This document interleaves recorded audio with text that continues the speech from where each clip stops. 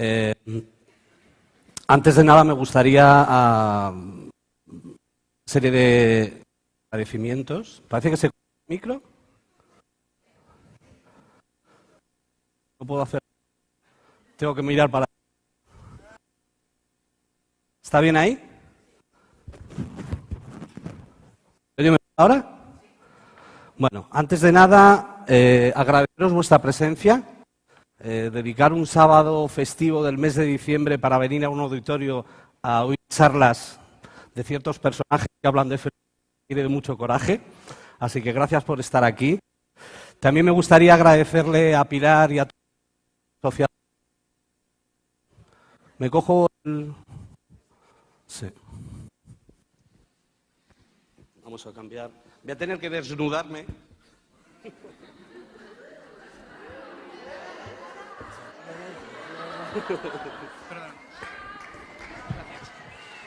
¿Sí? Bueno, mejor así.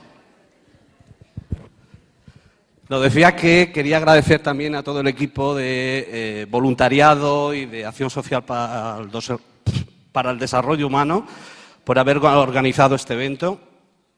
Hace 3 años estaba ahí sentado, hoy estoy aquí, así que es la segunda vez que estoy en este estrado, pero esta vez como ponente. Y también me gustaría reconocer y agradecer todas las ponencias previas que ha habido. El permitirme o dejarme para el último minuto me ha permitido recopilar cierta información. Quizás tenga que parafrasear a alguno de los ponentes previos que me han completado un poco lo que quería hablaros hoy. El objetivo de la ponencia es dar un poquito de luz, hablar de felicidad laboral. Me consta que es un tema bastante desafiante en un momento o en una situación social en la que nos encontramos. Pero recientemente me hacían esta pregunta en un canal local de televisión en Cataluña, si ser feliz en el trabajo era posible. Yo personalmente pienso que sí y confío que después de la charla podamos estar más o menos de acuerdo con esta afirmación. En cualquier caso, ese es uno de los propósitos y objetivos. Y también, al final de la charla, os ofreceré 2 regalos para que los llevéis a casa y podáis profundizar sobre el tema. Si por cuestiones de tiempo y presión se me olvida, recordadme que tenéis la promesa de 2 regalos antes de que me marche del estrado. Para la ponencia de hoy, Felicidad Laboral, voy a utilizar 2 herramientas. Una herramienta que va a ser una imagen, que nos va a servir para darle una forma visual a lo que quiero contaros, y al mismo tiempo voy a utilizar una historia verídica, que va a ser un poco el hilo conductor que nos va a permitir seguir la ponencia. La imagen es simple. Imaginaros la felicidad laboral como una enorme tabla de madera. ¿Con cuántos soportes, anclajes o patas consideráis que podemos sostener esa tabla enorme de felicidad laboral?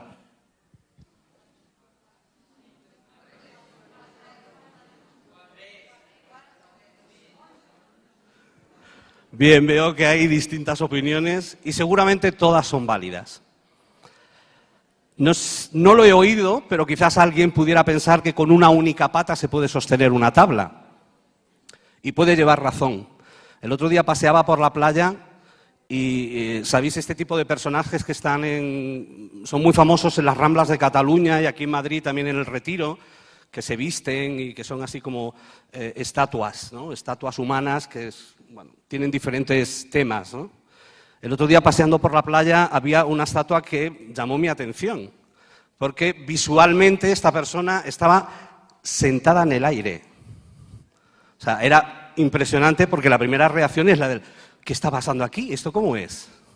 Bueno, es evidente que este señor utilizaba un artilugio donde estaba sentado sobre una silla con una única pata que le sostenía y que no se veía. O sea, que se puede sostener, digamos, nuestra felicidad laboral en una única pata. También podríamos hacerlo con 2 patas, dependiendo un poco de la forma de la mesa, bueno, estaría más o menos sostenida. Pero a partir de 3, que he oído muchas personas que decían esto, es donde podemos dar realmente o sostener la mesa de forma sólida. Entonces, la propuesta de hoy es hablaros de lo que yo considero las 3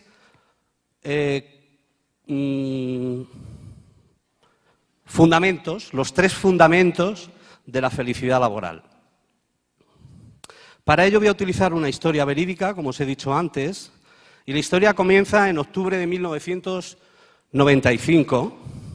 Hay un madrileño, entrado en la treintena de años, que después de haber hecho una transformación personal o estar viviendo una transformación personal y profesional, emigra a un país europeo. Esta persona llega al nuevo país con mucha ilusión, no le costó nada dejar España porque iba muy ilusionado con un nuevo amor, y llega al país y lo primero que se plantea es ¿de qué voy a vivir? ¿Cuáles son mis posibilidades? Él hace un primer análisis, mira cuáles son las dificultades que se encuentra, una de ellas es el idioma. En ese país se hablan 2 lenguas oficiales y él no habla ninguna de las 2. Tiene también el hándicap de que es un país donde no conoce a nadie, no tiene familia, no tiene amigos y está relativamente solo en lo que es el aspecto social. También se encuentra que el hecho de no hablar idiomas le imposibilita el 90% de los trabajos a los que podría acceder. Cualquier trabajo que tenga una conexión de cara al público, difícilmente lo tenía. Posibilidades. Entonces él se plantea y dice, bueno, en esta situación, ¿qué es lo que puedo hacer? ¿Cuáles son mis ventajas o cuáles son, en cualquier caso, las posibilidades que tengo de solventar este problema? Y hace un análisis. ¿Qué me gusta?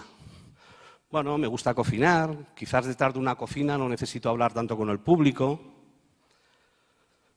Me gusta comunicar, soy una persona bastante comunicativa, pero claro, si no hablo las lenguas, ese se queda un poco corto. Me gusta mucho el baile. Yo realmente no soy profesional, pero oye, a lo mejor podría dar clases de baile.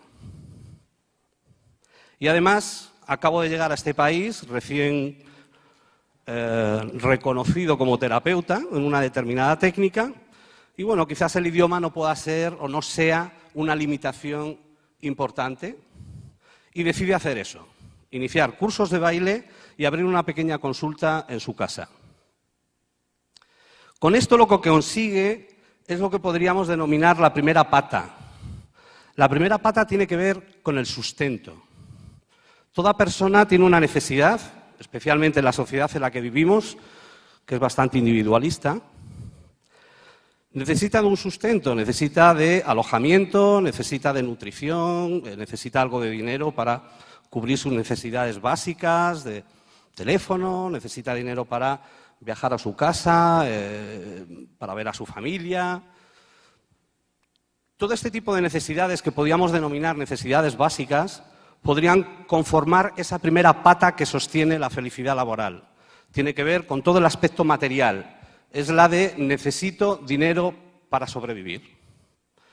Pues bien, nuestro personaje efectivamente empezó su consulta individual en casa, empezó a dar cursos de baile y bueno, aquello funcionó. Más o menos, ganaba cierto dinero, consiguió un apartamento de alquiler, podía pagar sus facturas y llegó a un punto donde consiguió solventar el primer desafío, que era el sustento. Pero pasado un tiempo, se encontró con una necesidad añadida. Él se planteaba la del, bueno, yo en este país, hombre, estoy bien, he conseguido un equilibrio económico que me permite vivir donde vivo, pero claro, yo aquí estoy más solo que la una. No tengo amigos, solo tengo clientes que de vez en cuando vienen a mis consultas o a mis cursos de baile, pero realmente no tengo vida social.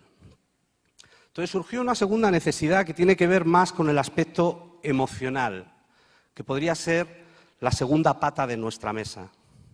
Todos necesitamos, cuando hablamos de felicidad o de bienestar laboral, no solo cubrir nuestras necesidades financieras, que podríamos sostener nuestra tabla solo con ese aspecto, pero es más equilibrado si podemos compaginarlo con un aspecto emocional. Un aspecto emocional que tiene que ver pues, con sentirse reconocido, con tener cierto contacto social que te permita también cubrir tus necesidades afectivas. Y en el caso de nuestro personaje, aunque fuera una cosa externa, es decir, él tenía un trabajo autónomo que le imposibilitaba conseguir ese segundo fundamento, pero en la vida real no importa si ese segundo fundamento de la felicidad laboral lo encontramos dentro de nuestro trabajo o fuera de nuestro trabajo, porque al fin y al cabo nuestra vida es un poco lo mismo. En el contexto de la empresa es algo que a mí me gusta llamar el salario emocional.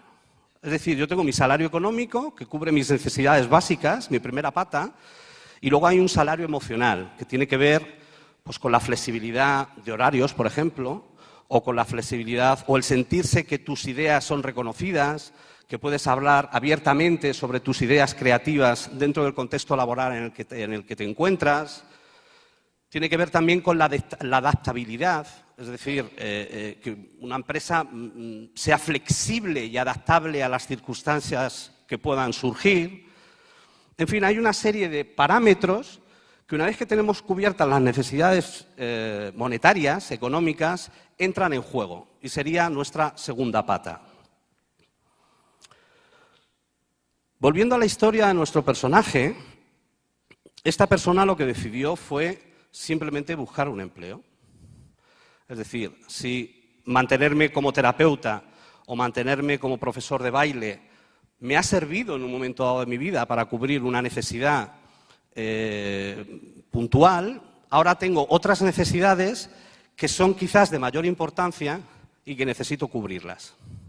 Entonces, esta persona lo que hizo fue pues, simplemente buscar un empleo.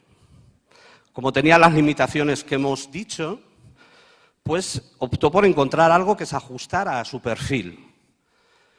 Y tuvo la suerte de encontrar una empresa española en un país europeo.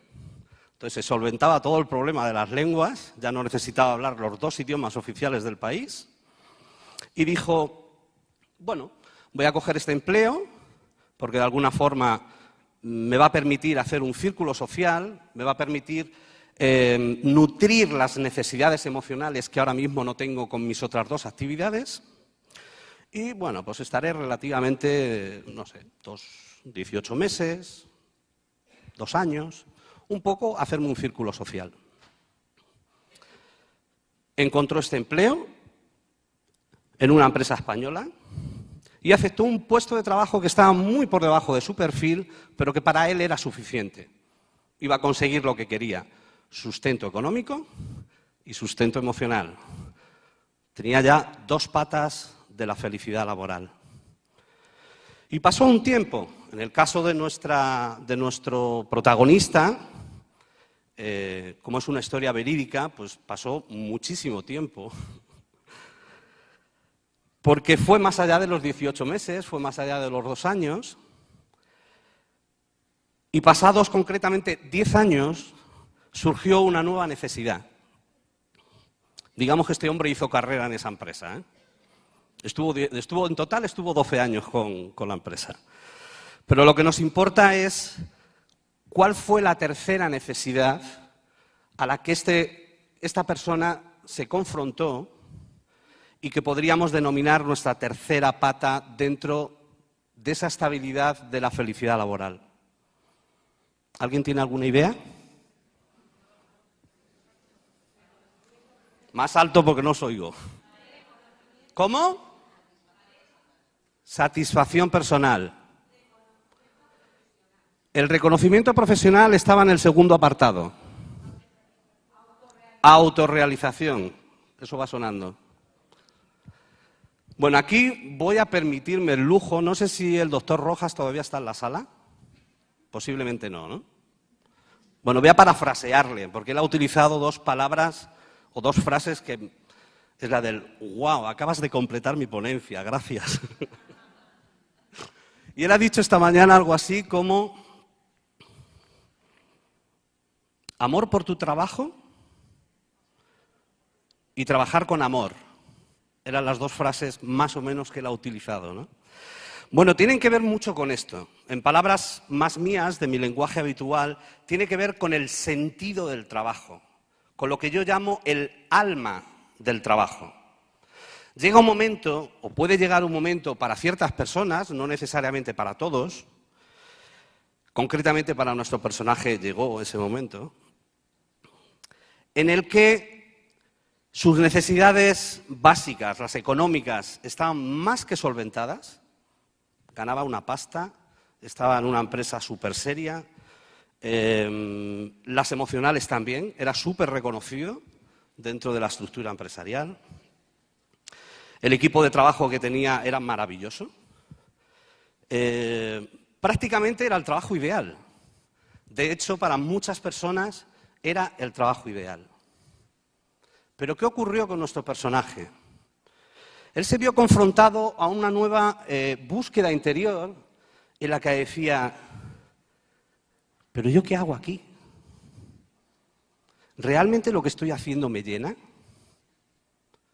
Es que el trabajo que yo realizo da sentido a mi propósito de vida. Reflexionemos sobre esto. ¿Cuál es el propósito de vida? Cada uno tenemos una respuesta. No hay una única respuesta. Pero es evidente que podemos confrontarnos a esto. ¿Aquella actividad que yo realizo profesionalmente es que me llena al 100%? ¿Es que siento amor en el trabajo? Veo algunas cabezas que hacen así. Cachis, esta no la tengo yo, ¿eh? Antes de seguir, permitidme para interactuar un poco con vosotros. ¿Cuántos en la sala son todavía estudiantes que no han entrado al mercado laboral?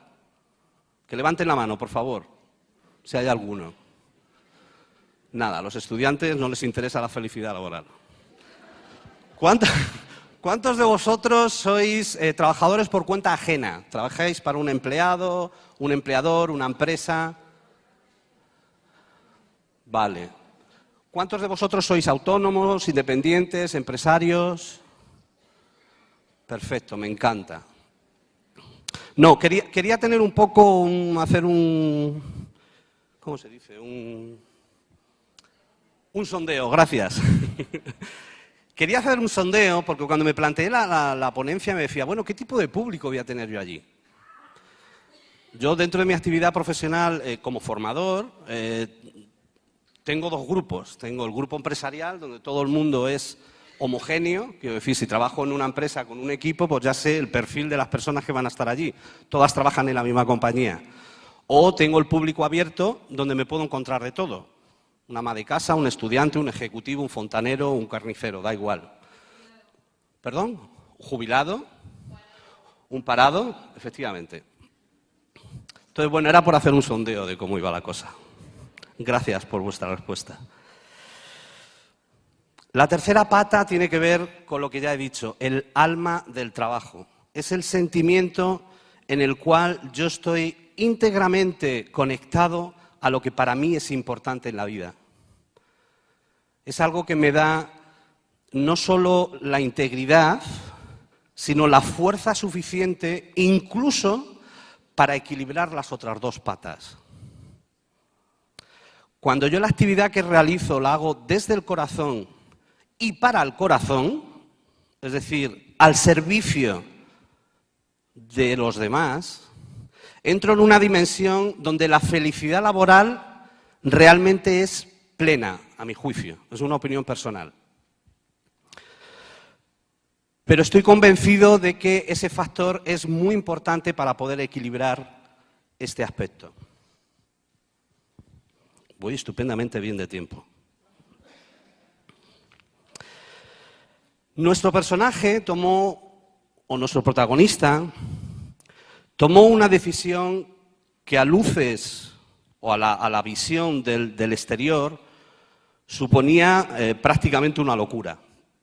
Dejó 12 años de antigüedad en uno de los grandes bufetes de abogados de este país, con un salario razonablemente alto, con un entorno laboral razonablemente bueno, porque sintió la necesidad de hacer algo distinto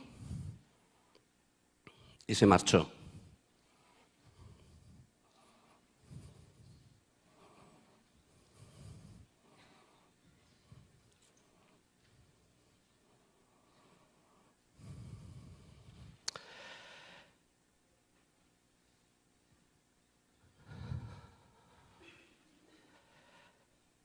Esta persona actualmente se dedica a la formación y tiene el privilegio de daros hoy esta conferencia.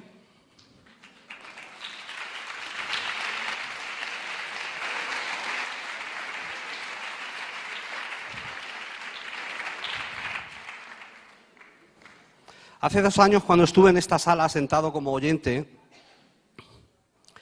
hubo una vocecita que me decía, algún día tienes que estar en ese estrado. No era muy difícil, porque yo ya formaba parte de desarrollo humano, pero era evidente que no estaba listo para hacerlo. Creo que hoy he dado un gran paso en mi proceso personal y en mi proceso profesional, de poder hablaros de algo que para mí ha sido un descubrimiento desde hace muchos, muchos años. Hace un momento hablaba con el padre de Maku, la chica de la risoterapia, y me preguntaba mi perfil, mi background académico. Yo le decía, mira, empecé a trabajar a los 15 años. Dejé los estudios en el 3º de bachillerato, con lo cual no he ido a la universidad, no tengo título universitario. Y mi background es la calle, como a mí me gusta decir. Entendida la calle en el sentido de la experiencia. Hace más de 35 años que estoy en el mercado laboral. Y durante estos 35 años siempre he tenido un sueño, que era de qué forma yo puedo compaginar aquello que me motiva y me gusta con el entorno del mundo del trabajo. Porque la educación que yo he recibido, y me imagino que la que vosotros hayáis podido recibir es similar, es que el trabajo es sustento, punto. Hay que trabajar para vivir, punto. A mí nadie me ha enseñado a que el trabajo puede ser un motivo de satisfacción, pero no solo de satisfacción, sino de creatividad, de ilusión. El trabajo se puede convertir, y me ha encantado esta mañana escuchar al doctor Rojas sobre esto, es que el trabajo puede ser la esencia de la felicidad en nuestra vida. Entonces, cuando hace 2 años, por estas cosas que pasan, había un ponente esta mañana también que hablaba de ciertas sincronicidades, no utilizaba esta palabra, pero las casualidades, decía él, ¿no? Cuando hace 2 años, casualmente, alguien me ofreció la oportunidad de hacer este proyecto, para mí fue como la de, ¡wow! Ya era hora. Por fin he encontrado aquello que me gusta hacer. Hablar de felicidad laboral en los momentos en los que estamos ahora es un desafío. Porque el riesgo que corre la sociedad actual es que volvamos a intentar mantener nuestro bienestar laboral en una única pata, en la primera, que es la del sustento. Y no hay nada malo en ello. Cuando tienes que focalizarte en un único fundamento, lo haces, no pasa nada. De hecho, está bien. Pero si tienes la visión de que tu trabajo, de que tu actividad profesional o laboral puede llegar a convertirse en algo mucho más que el sustento económico o el sustento emocional, que ya está bien, tener los 2 primeros. ¿Cuántos de vosotros les gustaría o se conformaría con los 2 primeros? ¡Qué poquitos! ¿Cuántos quieren tener los 3? ¡Wow! Bueno. Bien, el ideal es ese. Pero incluso si el primero es el único foco de atención, simplemente saber que hay más. y que además es posible. No voy a entrar en detalles de qué podríamos hacer para conseguirlo. Voy a hacer un paréntesis. Ayer hablaba con una amiga de este tema en relación a la charla que iba a dar hoy. ¿Cómo voy de tiempo? ¿Voy bien? Y ella me decía, joder, es que con el tema de la crisis, un poco hablando lo que he dicho antes de la primera pata monetaria, la segunda que es la emocional o sustento emocional y el sentido del trabajo, el alma del trabajo. Ella me decía, claro, es que la crisis lo que va a hacer es que todo el mundo se tenga que focalizar en el primer nivel, por llamarlo de alguna forma, es en esa pata puramente monetaria y económica.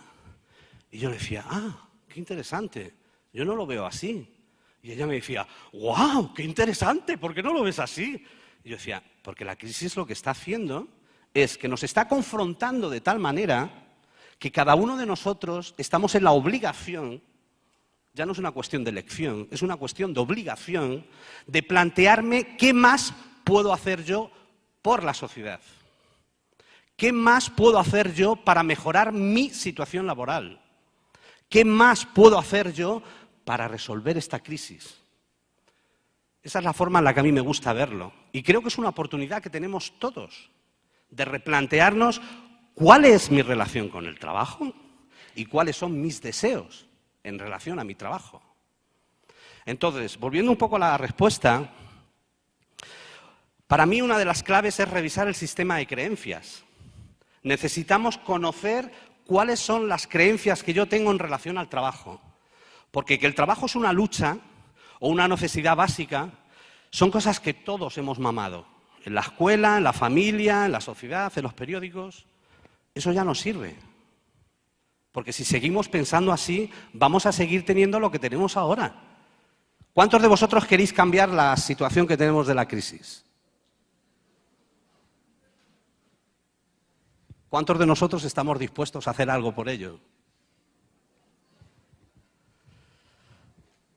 Primero, revisión del sistema de creencias. Segundo, revisión de habilidades y talentos. Otra de las cosas que no nos han enseñado en la escuela es a tener herramientas de autoconocimiento. Ya no voy a hablar del personaje, voy a hablar de mí, porque ya sabéis que es el mismo. Cuando yo me puse a dar clases de baile, que fue por una cuestión puramente de necesidad, yo tuve que hacer este ejercicio. Bueno, si no puedo trabajar de camarero porque no sé hablar el francés, tendré que hacer algo. ¿Qué sé hacer? Claro, yo nunca he estudiado para ser bailarín, ni mucho menos para ser profesor de baile. Eso lo puedo asegurar. Jamás se me hubiera pasado por la cabeza que pudiera dar cursos de baile. Pero en un momento dado de revisión y en una circunstancia concreta, yo sabía que podía hacerlo. Porque en un país europeo el nivel de salsa y merengue, que era lo que yo enseñaba, era más que suficiente para poder dar cursos de baile. Y funcionó, os aseguro que funcionó. Bélgica. El país era Bélgica. Os podría contar más. Cuando estuve en Estados Unidos haciendo mi primera formación como terapeuta, también me vi un poco confrontado con este tipo de cosas. Pues, chica, hacía paellas en casa. Yo tampoco he estudiado hostelería, te lo aseguro. Pero tengo talento para la cocina. Hay una parte de mí que le resulta fácil. Por supuesto, yo no podría arreglar la fontanería, porque no tengo talento, ni me interesa, ni me siento capaz. Pero cuando hacemos el ejercicio de revisar creencias y de revisar cuáles son mis talentos y habilidades, nos damos cuenta de que hay cosas que parecen imperceptibles para nosotros en las que eventualmente podrían ser una solución. Y ahora ya te hablo de la experiencia de las personas que vienen a mis talleres, a nuestros talleres, porque los suelo coliderar con otra persona. Había el caso concreto de un joven que era un apasionado de la jardinería. Es que le encantaba. Pero claro, era una pasión que le venía desde Pues me gusta la jardinería. 3 minutos. Ok. Cuando estuvo en nuestro taller y estuvimos revisando cuáles son tus talentos, tus habilidades, bueno, hacemos una serie de ejercicios, en fin, confrontamos a las personas, les animamos a que se chequeen un poco y a que se apoyen unos a otros y que se vean. Oye, pues yo a ti te veo un buen cocinero, pero ¿qué me dices? Si yo no, ¿sabes? Jugamos. Este hombre salió del taller con el firme compromiso de dedicarse a la jardinería.